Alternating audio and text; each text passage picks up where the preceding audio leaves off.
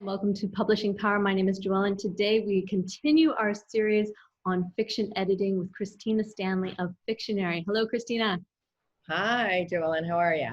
This is great. This week we want to continue on from last week where we discussed the point of view and the characters of each scene. So this week we want to bring in the point of view goal. Like, what is the actual goal of this character during the scene? Can you tell us a little bit about that? Sure, of course. I love to talk about the story elements, as everybody knows. So the point of view goal, character goal, is just what does the character want to achieve in that particular scene?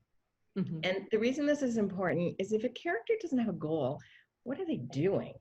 Right. And without a goal, the scene's going to come across as a little boring. The reader needs to cheer for them to achieve whatever that goal is. So when you're an editor or a writer, you want to be looking at each scene and ask yourself, why would anyone read this scene? And it comes down to the point of view character's goal.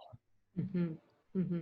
So how do we use this item here? We have a point of view goal. Do we write that down? Do we ask ourselves questions along the way? How do we apply this idea? Okay, sure. So one of the reasons we're trying to do this is that you want to make characters memorable. When you look at each scene, think about who is your point of view character. So by this point in your revisions, you should know this. And does that character want something badly? So it can't be a goal that's, I'd like to get a cup of coffee. It's not very interesting. It needs to be something the character desperately wants. So it needs to be interesting. It needs to be related to the plot overall. It can't be a random goal of something difficult. It must be something that is related to your overall story. So you have to ask yourself that. And you want to be looking at through your entire story, every scene, how each of these goals are related. And I edit many books and see there's a great goal, but it's got nothing to do with the story. So I would guess or say that's kind of the prime question we want to be asking. Right, right.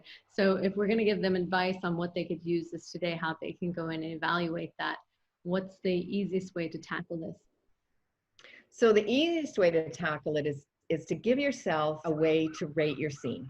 So if you read your scene and the point of view character has no goal, just mark it no goal and come back to it later. Then if you look at your scene and say the character has too many goals, so you can't really figure out what the scene is about, you want to come back and tighten that up.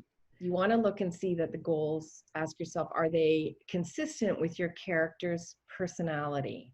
So if I'm a cat lover, don't make my goal about dogs. It has to be something that goes along with the personality.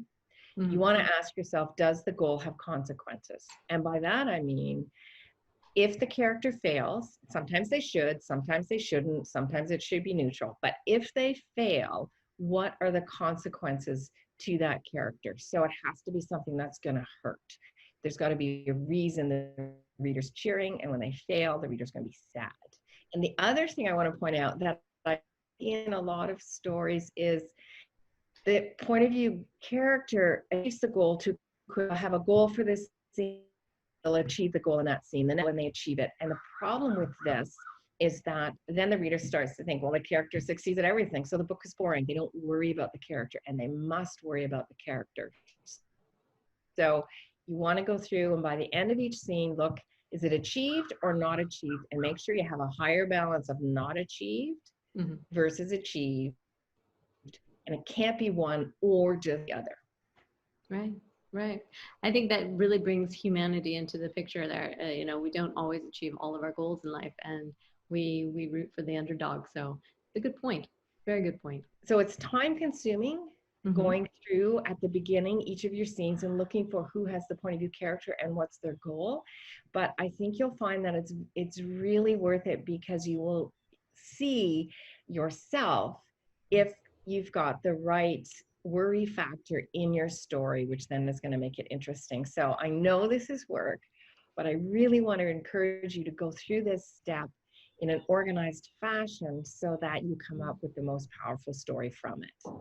And again, this is one of those things, the stronger you become at doing it now, it'll be something that just happens automatically as you write your next book and as you edit your next book. So it's really important to take each of these into the consideration, understand that Sure, there's a learning curve now, but it really is part of what makes the story strong and successful when you go into the next step of publishing.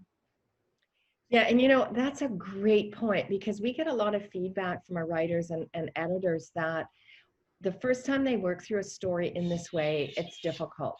Hmm. But every time they do it, it's easier. And on the writer's side, the next story they write is easier because once they've learned this, they've learned it and it's in their head and they know when they write their scene that they have to have a goal. And for an editor, it becomes automatic. Oh, okay, I have to check who's the point of view character and what's their goal for every scene. And I need to look at these things and you do it automatically. And so of course it becomes faster second, third, fourth time through. Exactly, exactly. So it's always worth it. Again, editing process is a learning process.